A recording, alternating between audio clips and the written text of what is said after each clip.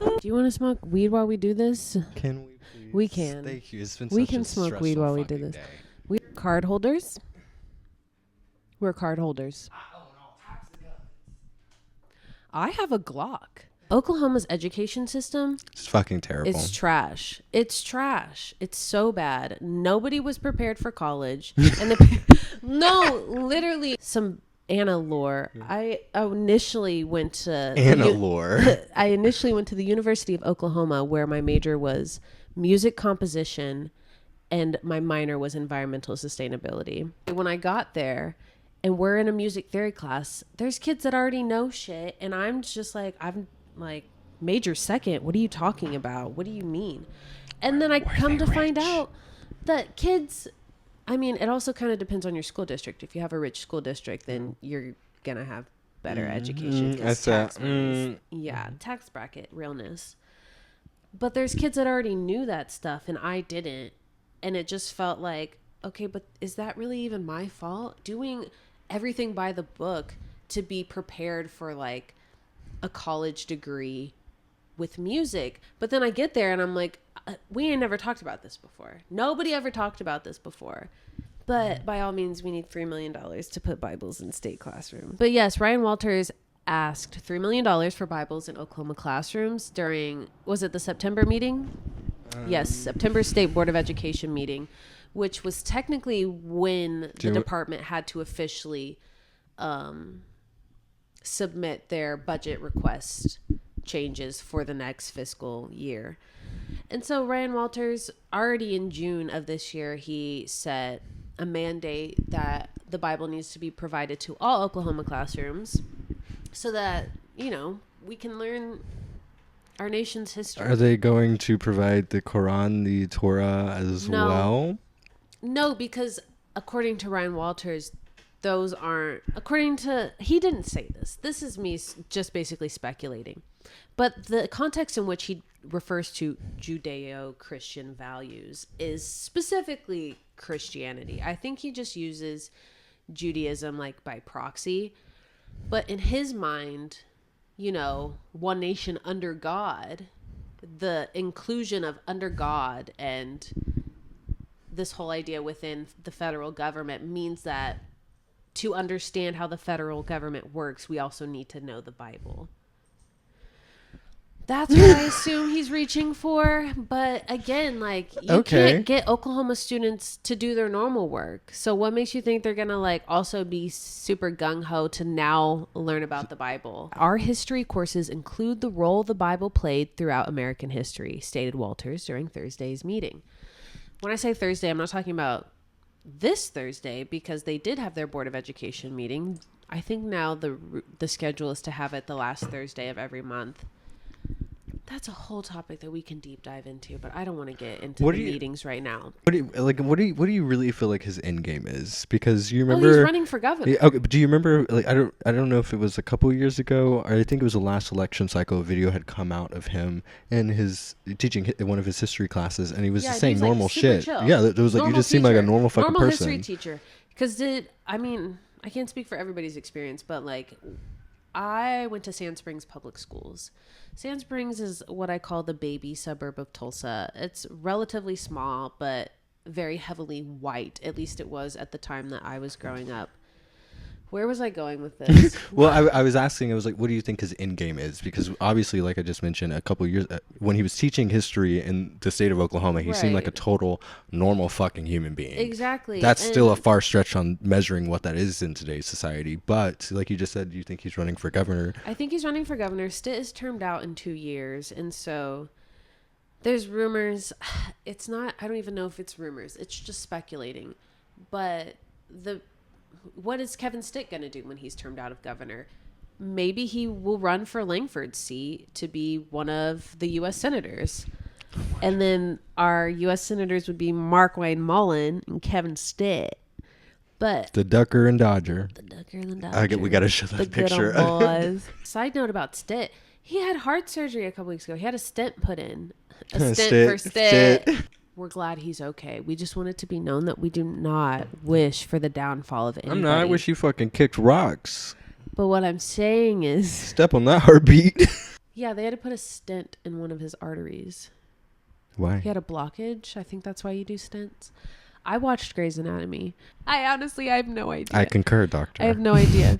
Quickly put together and set up. So hopefully over the course of the podcast, like, we're able to decorate and get shit more refined. But so this idea was formally birthed on Tuesday. Today's Thursday for reference.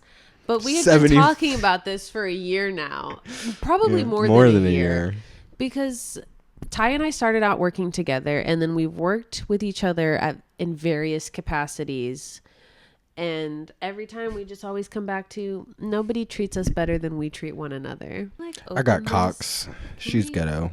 What does political engagement mean to you? Let's start there. Having a very well-educated voter electorate to campaigns effectively engaging with voters, because I feel like that's a big issue. Is a lot of times, from what I've seen, campaigns will spend a buku crazy amount of money, and much of the messaging that they're trying to get out to voters is just obsolete. It's like, why are you wasting your time? You're like, what we've experienced with people we've worked in the past. We've had money thrown at us, and people are like, make jokes about this, and I was like, what does that actually have to do with policy and making sure that voters can accurately gauge which candidate is right for them? And it feels sort of strange to see it from like inside the bubble of like, everyone's like, okay, well, we need to boost voter turnout. Oklahoma has one of the lowest rates of voter turnout in the country, but nobody really has a great idea for how to make that happen. And so I think where a lot of these problems lie is these dark money ads and these dark money campaigns where it's not entirely clear who's funding anti-candidate advertisements and propaganda, if you will. But I feel like there's been this trend since 2016 where it's, I mean, okay, I can also only speak from experience. 2016 was the first election that I voted in. And so before, when I was like, you know, analyzing politics, that's a pretty strong term. When I would think about politics, I'd think, okay, well, yeah, everybody votes, right? But maybe coming from the perspective of like Black people couldn't vote until a certain time, and then women couldn't vote until a certain time. And that it always felt really important to me that if they're letting me do it, I'm going to fucking do it. Like, you're going to let me fill out this piece of paper that they didn't used to let people like me fill out before, then hell yeah, let's do it. What you just said, you have a lot of people around you who say like they don't want to vote because they don't think it counts or it matters. Do you feel like that's part of the effective messaging from the opposition, from that mindset that a lot of people have of saying like, my vote doesn't matter, when from what we've learned in the work that we've done, some elections can come down to 50 votes, 100 votes, Absolutely. 200 votes, 1,000 votes, which even 1,000 seems like a lot of people. But when we're talking about hundreds of thousands of votes being cast, those 1,000 people are the margin. So like, Why do you think people have that mindset of like, my vote doesn't matter? I think because they think about it in the general sense, the broad sense, and the general election sense of, we are in a deep red state. It's not in the, I'd say, near future that Oklahoma turns blue. We used to be at one point in time, but where we're at now, at least with the culture of politics, is we're going to be red for a minute. And I think where that sort of like butts heads with younger people these days, not just the youth, but younger voters, so, you know, 35 and 18 to 35 year olds, is they think that, okay, so regardless of if I vote for Kamala in the general election, Trump is still going to win the state and win those delegates. And absolutely, like, probably. But the fact is a lot of people have that mindset. And so if those people that had that mindset also just doubled down and just filled out the box, because what do you have to lose by voting for the party that you align with?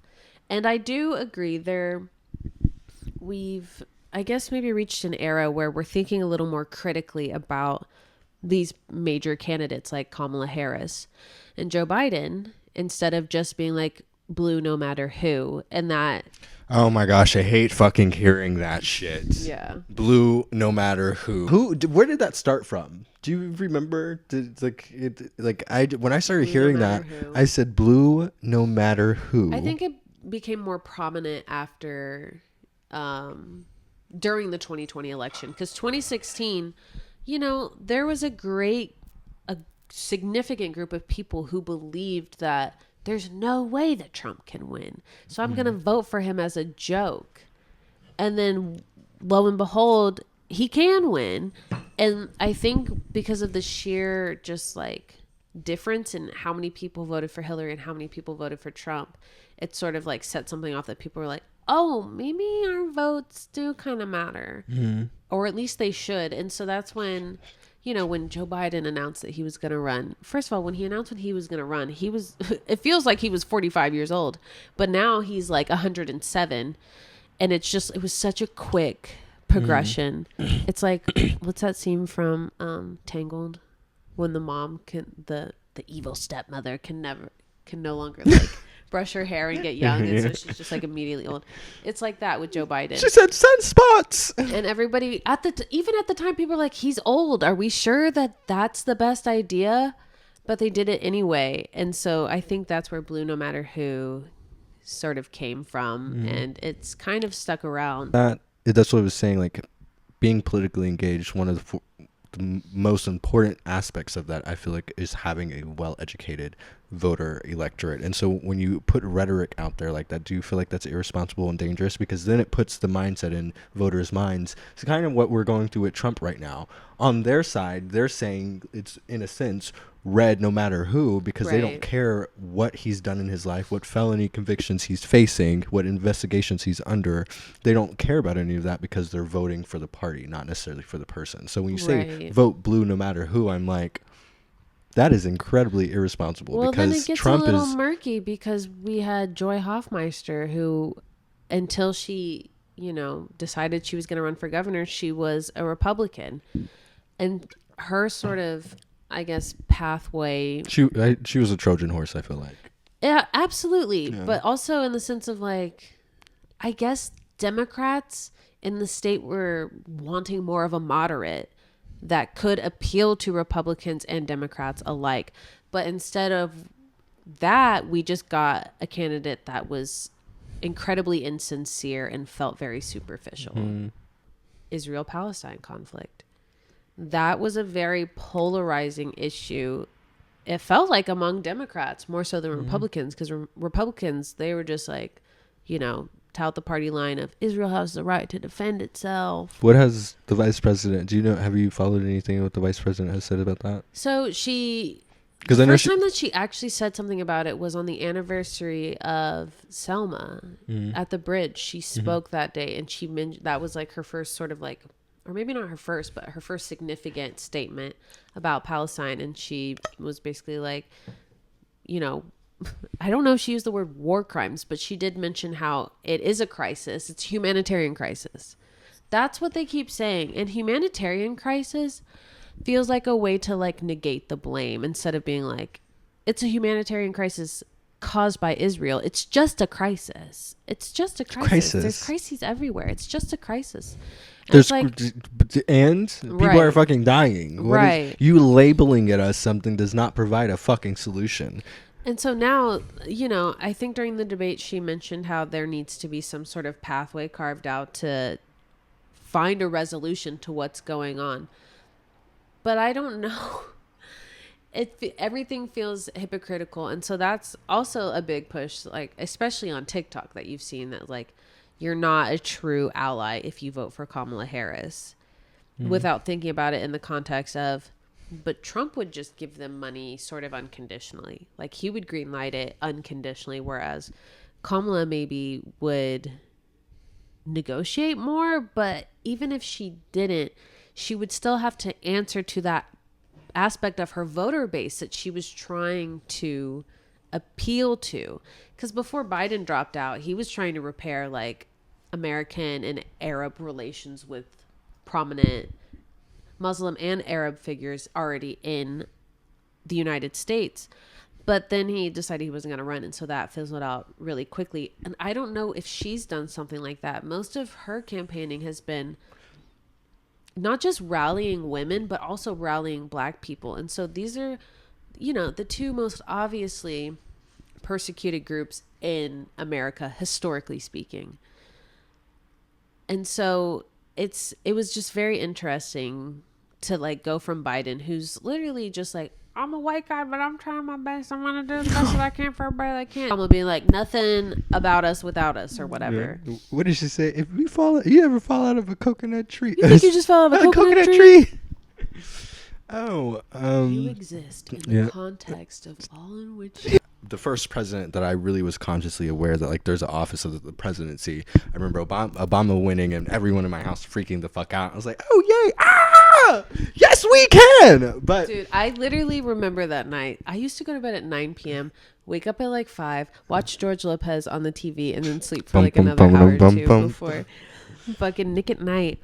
But I remember that night I fell asleep with my TV on, and I woke up around like 1, and the TV was just like, Barack Obama wins new presidential elect or whatever. And I literally like smiled, and I went back to sleep, and I was so happy. I was just like, wow, our first Black president. Amazing. And I remember being in 7th grade, and I didn't really understand, I guess, the deeper context to racism, but I knew that like I'm a half Black person who is never going to be perceived as white in a predominantly white town with predominantly white peers.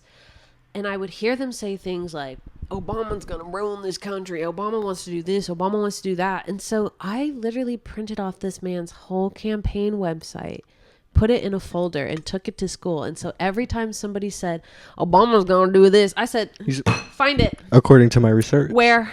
Which section? Point it out. And they never could. And everybody just stopped talking with me about politics after that. Our first Black president, woman is next. And then Obama turned out, and Trump was like, let's run for president. Let's try it. And it's crazy that he chose to run as Republican when he had already said before that if he ever did run for office, he would run as a Republican because they're the easiest voter base to manipulate. But from where I'm at, we can't fight all these other fights if the world is on fire and burning. We just had 2 hurricanes back to back. What?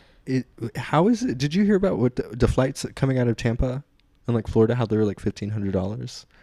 No, but that's a thing that happens whenever. How is that not illegal? FEMA is strapped for cash. We had more billion-dollar natural disasters in the year of 2023 than we ever had in a single year before. And that's a trend that's just going to continue. Last year was the hottest year on record. Last year, the majority, maybe not the majority, but a good deal of the natural carbon sinks that we have, these sort of natural defenses against carbon pollution, failed because they're at capacity, and the ocean is already warmed to a level where it can't store any more carbon. But the fact is like everybody, at least in the last 10 years, has either personally or by proxy through someone that they're close to been affected by a natural event that was exacerbated due to climate change. Like in 2019, Tulsa got a lot of flooding, like a lot of rain. And so what happened was the Keystone Dam, which is the Keystone Lake, flows into the Arkansas River, and they collect hydropower there. But the lake had reached capacity that they literally had to open the gates, because if they didn't, it would have compromised the integrity of the dam, and then everything that was built in the floodplain would have been flooded. But even despite that, they still opened the gates. They had to open the gates to maintain the integrity of the dam. And the house that I grew up in was flooded. The entire neighborhood was flooded. This was millions of dollars worth of damage that FEMA had to come in and help people with.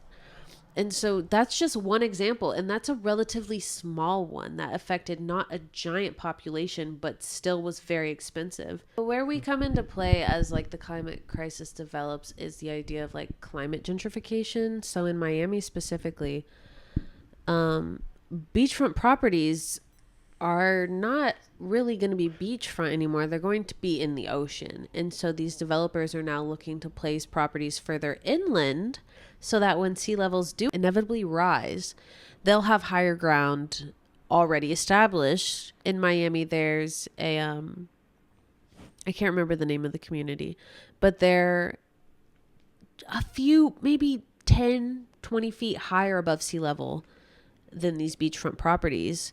And they're being pushed out of these areas, which were until now deemed unwantable and undesirable. To say all this is just to say that we can't argue about any other topic if the world is on fire. And so to just be like, it really upset me during the vice presidential debate when JD Vance, he kind of gave an indirect answer, and his answer was, we need to diversify America's like power sector, energy sector, while also like staying true to natural gas and oil. And it's like, that cannot be done in good faith. Like there's no more arguing about it. It needs to happen, and it's not happening, and everybody else is going to pay the repercussions of that. Do we want to keep talking about politics? We could talk about something fun. How long have we been doing this? Can I mention something? Yes, go for it. Can I ask you a question? Okay. Been on, so I'm a big Game of Thrones fan, right? Yes. House of Dragons. Yes. House of Dragon. Okay, so I started reading. I don't know the dragons' names, and I can't remember. Cyrax. I know Smoke. I am on TikTok, and I follow a bunch of creators like JJ. I follow the Game of Thrones historian, to a point to where, fuck HBO. Sorry. I was upset. Yeah, I am upset because why. The end of the series ended for Game of Thrones. I now understand because there's so much more content in A Song of Ice and Fire, the book series. So I'm just like, and then with House of the Dragon, I'm like, no, I don't have time to wait for 2 years for you to drop a season. What if I fucking die? What if I have a fucking, what's the thing that gets stuck in your heart? A blood clot. What if I get a blood clot and drop dead? Yeah, I don't so blocked artery. I am now reading A Song of Ice and Fire. Started book 1, A Game of Thrones. I'm reading the book, and I have a few thoughts and something to get off my chest. One, I have a question. Do you know how old Dany is in the book? Little blonde girl? Mm-hmm. In the first one, she's like what, 12, 13? She's 13. Yeah, I knew that. And I did not. So I'm reading. It's not even and statutory. It's literally. That's when I'm like, in one of her chapters, they're explaining her introduction to Khal Drogo, like her husband. Yeah, Jason Momoa. And so he is in the chapter. He's like, he lifted Dany up as easily as if she were a child. I was like, no, she is. She is a child. She's literally a child. George R.R. Martin. He needs to be buried in the core of the earth. Why? Because love your work, but some of these things are very questionable. Why is there so much incest? Kamala, during the presidential debate, she said, this former president, what you want to say, this bitch ass mother-fucker. Yeah, it's more so what the writer is seeing in the world. I was like, because it is world building. If you made a world that was boring, I don't think Game of Thrones people would be as interested in Game of Thrones if it didn't have all of the things that we shun as a society. But that also, I think that makes me interested in why we're so drawn to content like this when these are things that we would shun in real life. Right. Like if someone was like, fuck my brother, it's like, are you from Alabama? Since I don't really know anything about the books, I thought everything had been completed. So I thought the end of the series for the show was how the books ended. And there's still 2 books to come out. And he's got ailing health, and he might die. I said, if you fucking he's gonna die before House of Dragon. If George dies before these fucking books are released, I am going to riot. I actually don't know. I don't know as much of this lore as Ty does. Sorry. I'm obsessed. This is my Roman. Books. I'll do A Song of Ice and Fire is my Roman Empire. Also, everybody should have a library card. I'm a big advocate of supporting your local libraries. Which, anybody in Oklahoma City, if you have a House of Dragon Day at a bar, please let me fucking know. I'll be there every Sunday loyally. 23rd and Dissent. Yeah, that'd be cute. 23rd and Dissent. Hell yeah. For those that don't live in Oklahoma City, 23rd Street is one of the main streets in central Oklahoma City. The capital is off of it.